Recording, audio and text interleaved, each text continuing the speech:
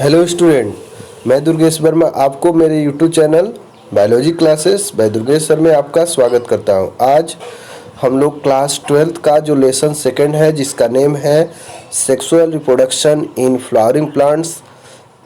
Lesson में जो आज का टॉपिक रहेगा वो टॉपिक है माइक्रोस्पोरोजेनेसिस। बच्चे आप देख सकते हैं इमेज में आपको दिख रहा होगा, टॉपिक है हम लोग का माइक्रोस्पोरोजेनेसिस। ये माइक्रोस्पोरोजेनेसिस क्या होता है वो आज मैं आपको बताऊंगा, ठीक ना। इससे पहले मैंने अपने प्रीवियस वीडियो में आपको स्टेमेंस के बारे में बताया था। स्टेमेन में मैंने आपको पॉलन ग्रेन के बारे में बताया, एंथर और फिलामेंट के बारे में बताया था, और साथ में मैंने एंथर के जो 4 लोब्ड होते हैं उनके बारे में बताया था, और उन 2 लोब्ड होते हैं, 4 चैम्बर्ड होते हैं, इनके बारे में मैंने आपको बताया था, याद होगा आप लोग को।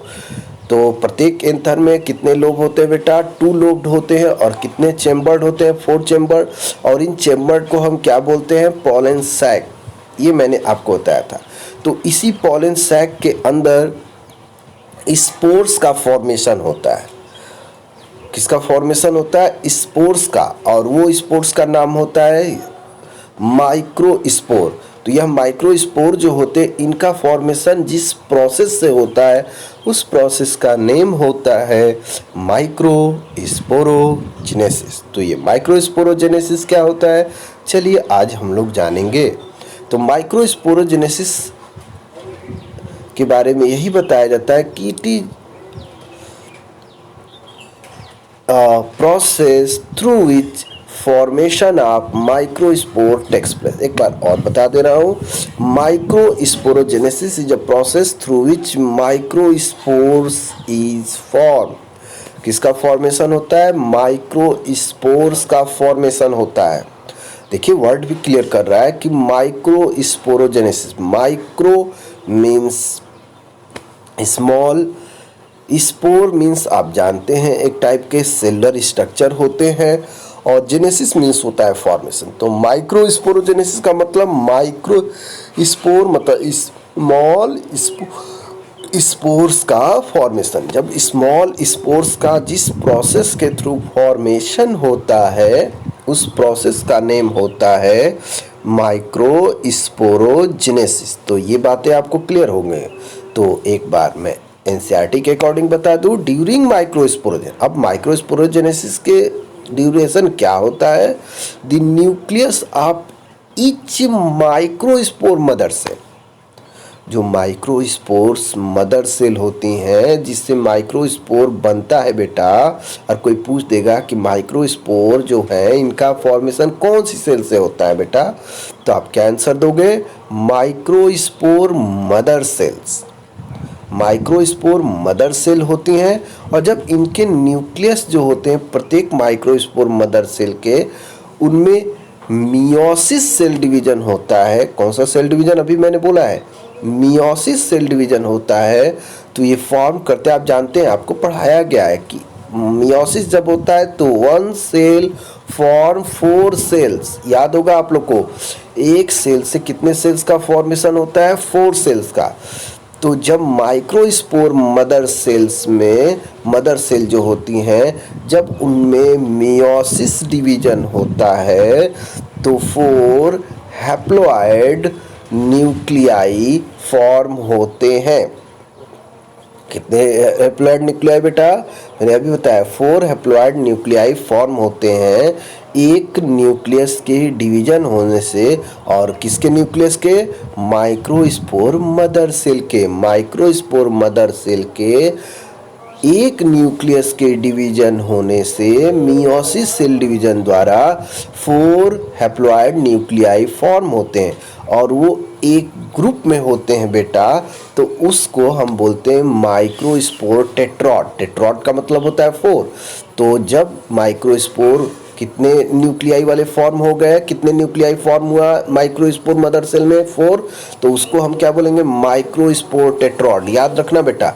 और कोई पूछता है कि व्हाट इज माइक्रोस्पोर टेट्रॉड? टेट्रॉड मीन्स 4, और माइक्रोस्पोर मतलब होता है, आपको मैंने बताया, माइक्रोस्पोर मदर सेल के एक न्यूक्लियस से 4 न्यूक्लियाई का फॉर्मेशन हो जाए, और कैसा?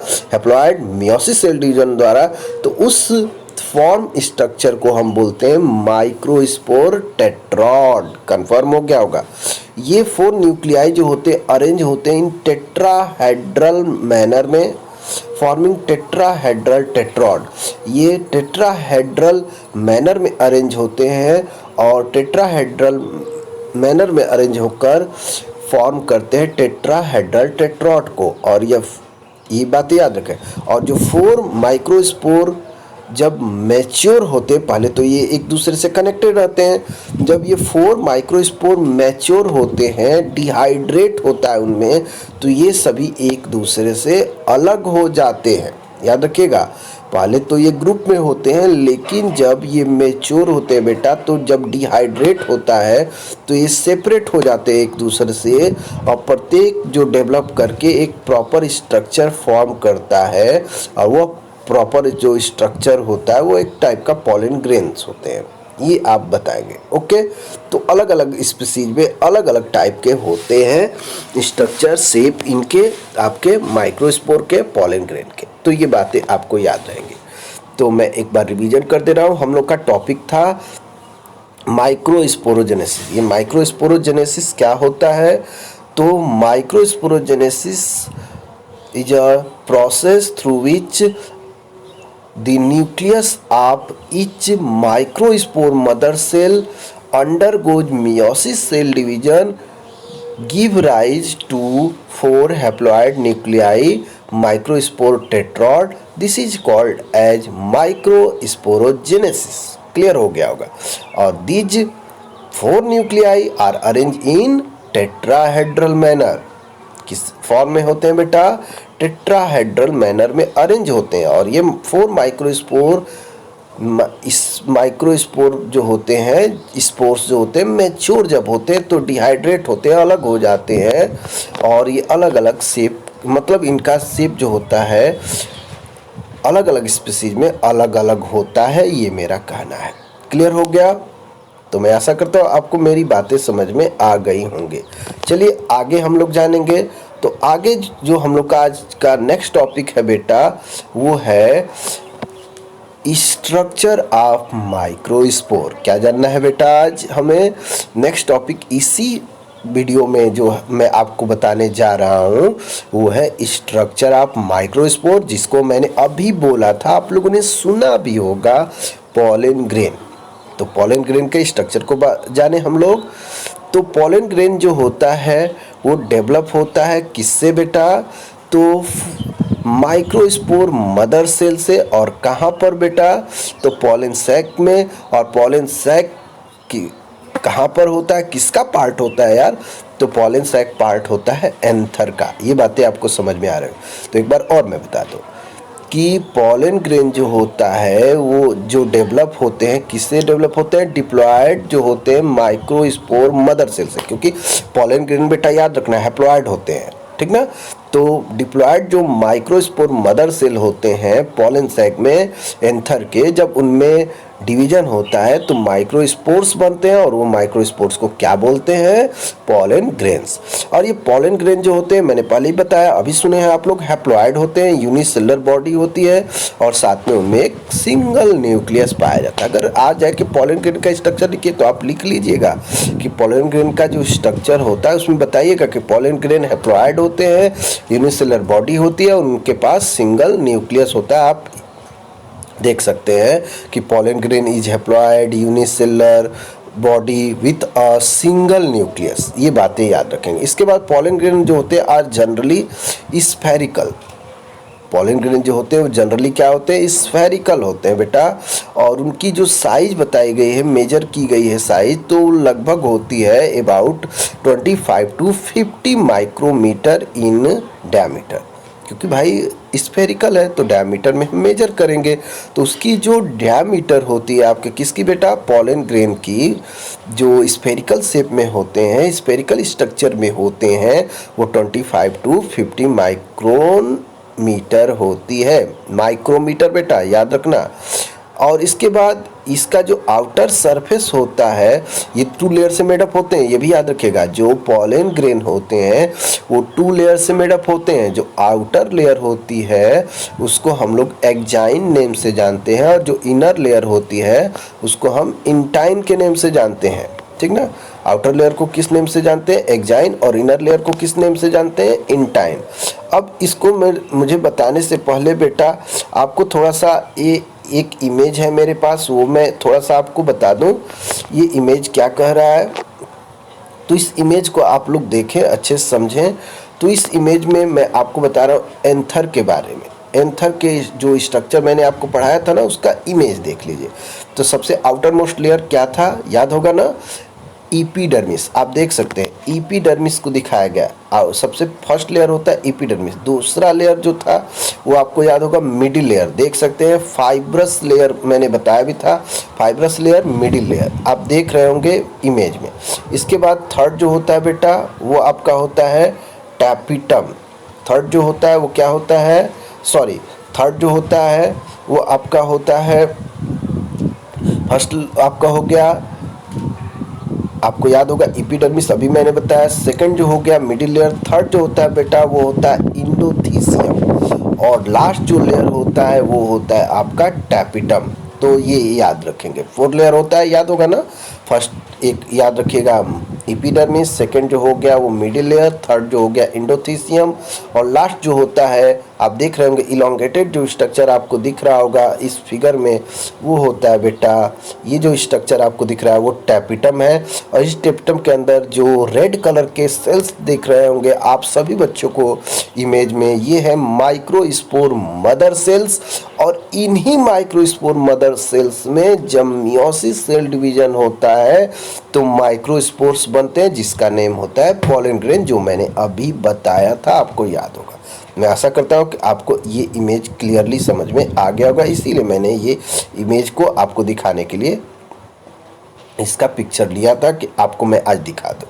अब इसके बाद मैंने अभी बताया कि कितने लेयर होते हैं, 2 लेयर होते हैं। एक होता है एक्जाइन और इनर होता है इंटाइन। तो एक्जाइन जो लेयर होता है वो थिक होता है, ठीक ना बेटा। एक्जाइन जो लेयर होता है अलग अलग स्पीसीज में देखिए उसके स्ट्रक्चर अलग अलग होते हैं लेकिन थिकनेस होता है। तो एक्जाइन जो होता है वो थिक होता है और स्मूथ होता है। अलग स्पीसीज में अलग भी होता है, ठीक ना। अलग अलग स्पीसीज में उसमें फरोज भी बने होते हैं, स्पाइंस लाइक स्ट्रक्चर भी होता है, तो याद रखना, ठीक ना। और यह जो आपका एक्जाइन होता है यह मेडअप होता है बेटा क्यूटीन से। किससे मेडअप होता है, क्यूटीन, ठीक ना, जो एक स्पेशल टाइप का फैटी सबस्टेंस होता है। क्यूटीन जो होता है स्पेशल टाइप का फैटी सबस्टेंस होता है जिसको कम्प्लीटली हम लोग नाम देते हैं स्पोरोपोलेनिन।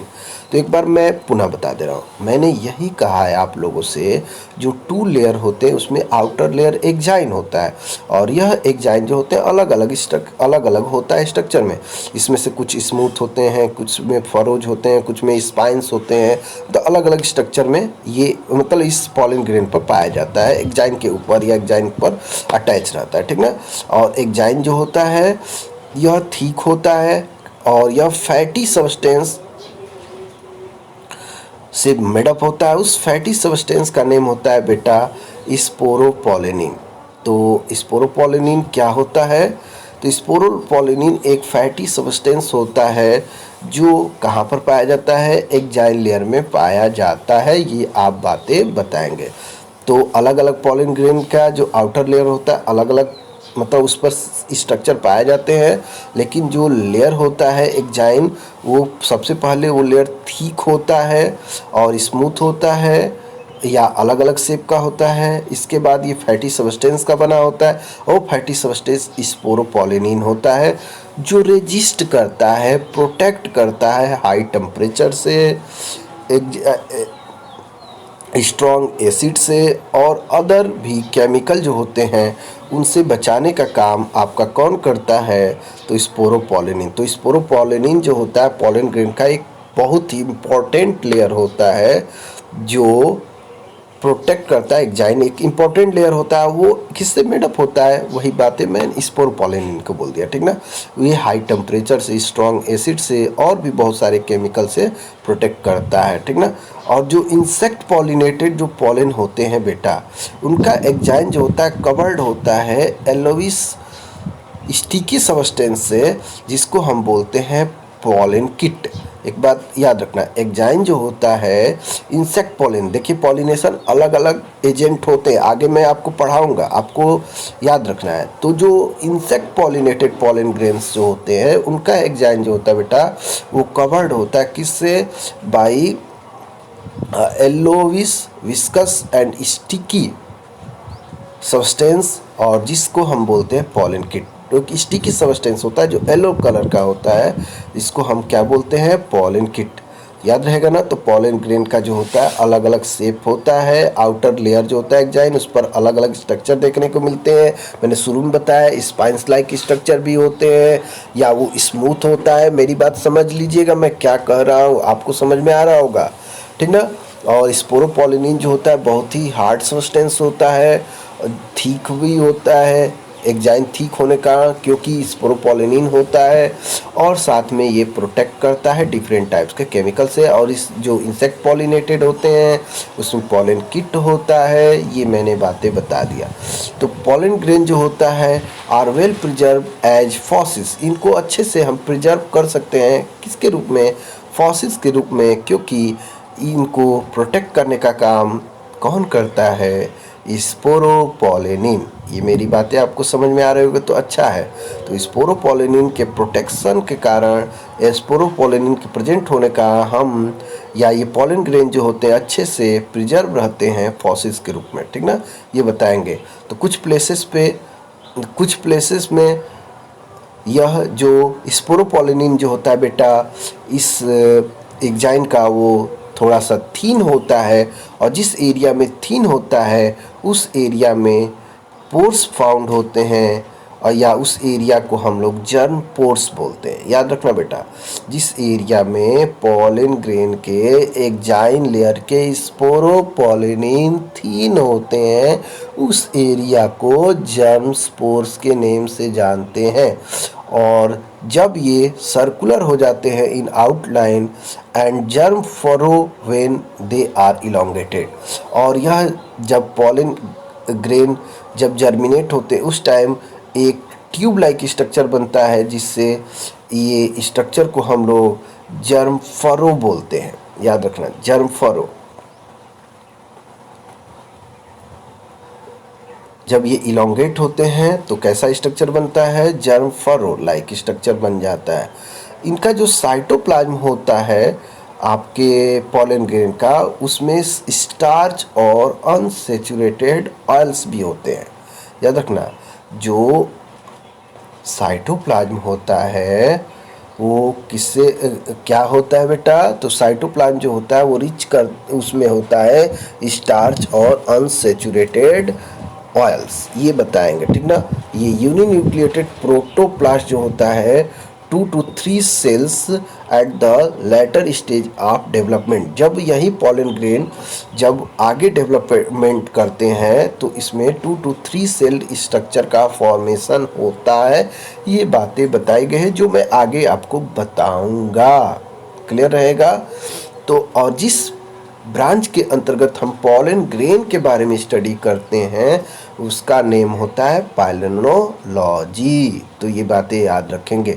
और इसके बाद लास्ट जो लेयर रह गया इंटाइन है ना, तो पेक्टिन और सेलुलोज से मेडअप होता है, ये भी आप याद रखें, वो थीन होता है और पेक्टिन और सेलुलोज से मेडअप होता है। ये बातें बताएंगे। तो मैं आशा करता हूँ आपको समझ में आ गया। एक बार मैं स्ट्रक्चर ऑफ पॉलन ग्रेन के बारे में दोबारा बता दे रहा हूँ। देखिए बताया गया कि पॉलन ग्रेन का जो स्ट्रक्चर होता है वो 2 लेयर से मेडअप होता है। और यह पॉलन ग्रेन के स्ट्रक्चर जो होते हैं इसमें आउटर जो स्ट्रक्चर होता है वो एग्जाइन लेयर होता है। उस लेयर का जो स्ट्रक्चर होता है या उस लेयर का स्ट्रक्चर जो होता है कभी काल स्मूथ होता है कुछ पॉलन ग्रेन में, और कुछ में अलग अलग स्ट्रक्चर बने होते हैं। प्रोटेक्शन करने के लिए अलग अलग स्पीसीज के पॉलन ग्रेन में। इसके बाद जो ये स्पोरोपोलेनिन जो होता है, यह क्या होता है, तो एंजाइम जो होता है फैटी सब्सटेंस से मेडअप होता है, और ये फैटी सब्सटेंस को ही हम स्पोरोपोलेनिन के नेम से जानते हैं। याद रहेगा, जो प्रोटेक्ट करता है, मैंने आपको बताया रेजिस्टेंट करता है हाई टेम्परेचर से, स्ट्रॉन्ग एसिड से, ये मैंने बताया। और जो इंसेक्ट पॉलिनेटेड जो पॉलन होते हैं उनमें एलोइस एक स्टिकी सब्सटेंस पाया जाता है जिसे हम पॉलन किट बोलते हैं। एक बार और बता दूं, in insect pollinated pollen grain the exine is covered by yellowish viscous and sticky substance called pollen kitt. उसे क्या बोलते हैं, पॉलन ग्रेन। जो इंसेक्ट पॉलिनेटेड पॉलन ग्रेन होते हैं, एग्जाइन उनका कवर्ड होता है एलोइस स्टिकी सब्सटेंस से, जिसे हम क्या बोलते हैं, पॉलन किट। याद रहेगा ना, वो जो स्टिकी सब्सटेंस है वो आपका कैसा काम करता है, जब पॉलन किट, ठीक ना। इसके बाद पॉलन ग्रेन जो होते हैं अच्छे से प्रिजर्व किए करके फॉसिल्स के फॉर्म में रखे जाते हैं, रहते हैं, क्योंकि उनमें प्रोटेक्शन करने के लिए क्या प्रेजेंट होता है, स्पोरोपोलेनिन। कुछ प्लेसेस में स्पोरोपोलेनिन के मैंने बताया कि थिन लेयर हो जाता है स्पोरोपोलेनिन, तो उस एरिया को हम लोग जर्म पोर बोलते हैं। और जब यह इलोंगेटेड होता है, सर्कुलर से इलोंगेटेड होता है, तो उसे हम जर्म फरो बोलते हैं। पॉलन ग्रेन का जो साइटोप्लाज्म होता है उसमें स्टार्च और अनसेचुरेटेड ऑयल्स होते हैं, और यह जो पॉलन ग्रेन होता है इसका प्रोटोप्लास्ट जो होता है ये डिवाइड होता है 2 to 3 सेल स्ट्रक्चर भी बनाता है डेवलपमेंट के टाइम, या डेवलपमेंट के बाद में, लेटर स्टेज ऑफ डेवलपमेंट, अंतिम बाद के स्टेज में डेवलपमेंट के। तो ये बातें बताएंगे आप। इसके बाद पॉलन ग्रेन के बारे में जब हम स्टडी करते हैं तो उस प्रोसेस को हम बोलते हैं पाइलोनोलॉजी। इसके बाद पॉलन ग्रेन का जो दूसरा लेयर होता है वो आपका कौन सा होता है, इंटाइन। और इंटाइन जो होता है वो पैक्टिन और सेलुलोज से मेडअप होता है। मैं आशा करता हूँ आपको मेरी सभी बातें अच्छे से समझ में आ रही होंगी। इसी आशा के साथ मैं नेक्स्ट वीडियो में आपको और डिटेल बताऊँगा। Okay, thank you.